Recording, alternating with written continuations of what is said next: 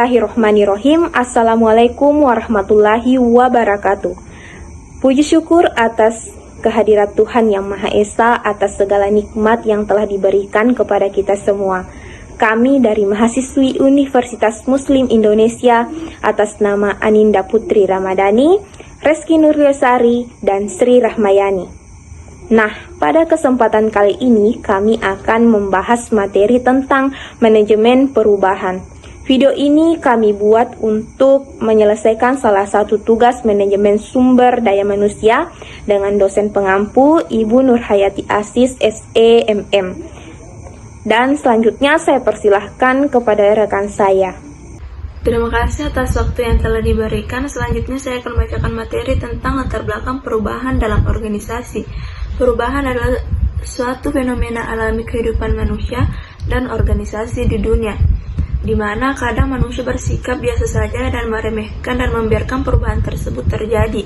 Menurut ungkapan Pantarai, biarlah mengalir apa adanya, karena Pantarai yang terjadi kemudian adalah kondisi yang nyaris tak berubah, alias status quo.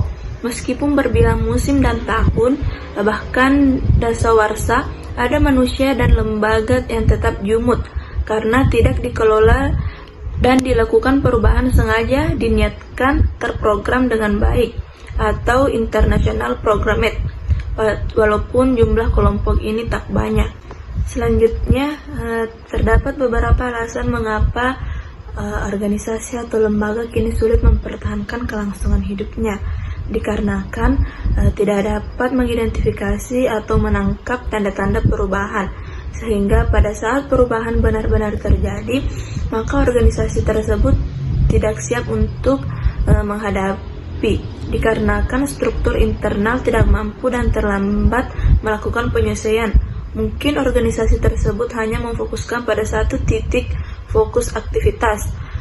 Kemudian penyebab kegagalan perubahan banyak ditemukan karena penolakan terhadap perubahan. Kemudian ada 3 hambatan dalam perubahan organisasi.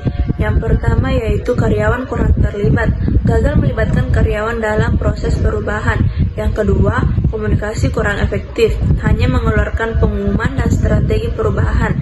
Sementara karyawan juga ingin tahu bagaimana dampak dari perubahan tersebut. Yang ketiga yaitu buruknya antisipasi pergeseran budaya. Perusahaan jangan mengabaikan perasaan karyawan terkait budaya ataupun budaya yang mereka anut. Materi selanjutnya saya serahkan kepada rekan saya. Terima kasih atas kesempatan yang telah diberikan. Selanjutnya, upaya mengatasi penolakan dalam perubahan. Yang pertama, pendidikan dan komunikasi. Berikan penjelasan secara tuntas tentang latar belakang, tujuan, akibat, dan diadakannya perubahan kepada semua pihak. Komunikasikan dalam berbagai macam bentuk, seperti ceramah, diskusi, laporan presentasi, dan bentuk-bentuk lainnya. Yang kedua, partisipasi. Ajak serta semua pihak untuk mengambil keputusan. Pimpinan hanya bertindak sebagai fasilitator dan motivator. Biarkan anggota organisasi yang mengambil keputusan. Yang ketiga, memberikan kemudahan dan dukungan. Jika pegawai takut dan cemas, lakukan konsultasi atau bahkan terapi.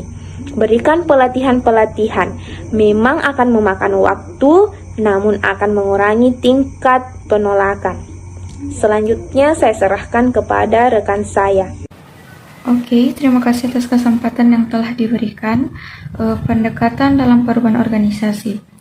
Berbagai pendekatan organisasi, Harold J. Levitt menyatakan bahwa organisasi dapat diubah melalui pengubahan struktur, teknologi, dan orang-orangnya. 1. Pendekatan struktur. Pengubahan struktur organisasi menyangkut modifikasi dan pengaturan sistem internal seperti acuan kerja, ukuran komposisi kelompok kerja, sistem komunikasi, hubungan-hubungan tanggung jawab, dan wewenang. 2. Pendekatan teknologi.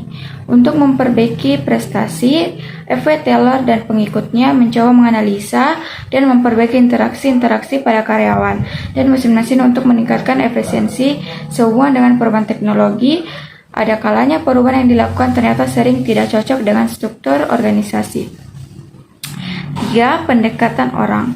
Pendekatan orang bermaksud untuk mengubah secara langsung perilaku karyawan melalui pemusatan pada keterampilan sikap, persepsi, dan pengharapan mereka sehingga dapat melaksanakan tugas mereka dengan efektif. Itulah tadi penjelasan tentang pendekatan dalam perubahan organisasi. Lebih kurangnya mohon dimaafkan. Selanjutnya saya serahkan kepada moderator. Terima kasih. Itulah tadi materi tentang manajemen perubahan. Semoga apa yang tadi kami jelaskan dapat bermanfaat bagi kita semua. Kami dari kelompok 12 mengucapkan banyak-banyak terima kasih. Lebih dan kurangnya mohon dimaafkan. Wassalamualaikum warahmatullahi wabarakatuh.